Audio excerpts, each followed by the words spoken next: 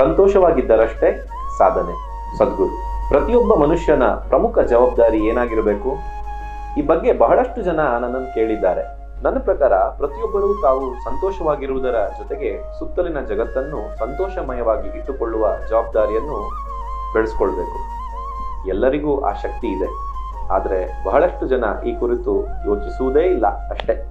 ಎಲ್ಲರೂ ಸಂಪಾದನೆ ಹೇಗೆ ಹೆಚ್ಚಿಸ್ಕೊಳ್ಬೇಕು, ಬಿಸ್ನೆಸ್ ಹೇಗೆ ವೃದ್ಧಿಸಬೇಕು, ಉನ್ನತ ಸ್ಥಾನಕ್ಕೆ ಹೇಗೆ ಏರುವುದು ಮುಂತಾದ ವಿಷಯಗಳ ಬಗ್ಗೆಯೇ ಹೆಚ್ಚು ಹೆಚ್ಚು ತಲೆ ಕೆಡಿಸಿಕೊಂಡಿರ್ತಾರೆ.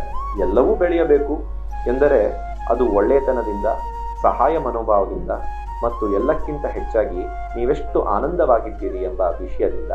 ಸದ್ಗುರು ಹೇಳ್ತಾರೆ, ನಿಮ್ಮ ಸ್ವಭಾವಕ್ಕೆ ವಿರುದ್ಧವಾಗಿ ಏನೇ ಮಾಡುವುದಕ್ಕೆ ಹೊರಟರೂ ನೀವು ಖಂಡಿತವಾಗಿ ಸಂತೋಷವಾಗಿರುವುದಿಲ್ಲ. ನೀವು ಸಂತೋಷವಾಗಿಲ್ಲ ಎಂದಾದರೆ ನಿಮ್ಮ ಜೀವನದ ಉದ್ದೇಶ ಏನು? ನೀವು ಸಂತೋಷವಾಗಿದ್ದರಷ್ಟೇ ಏನಾದರೂ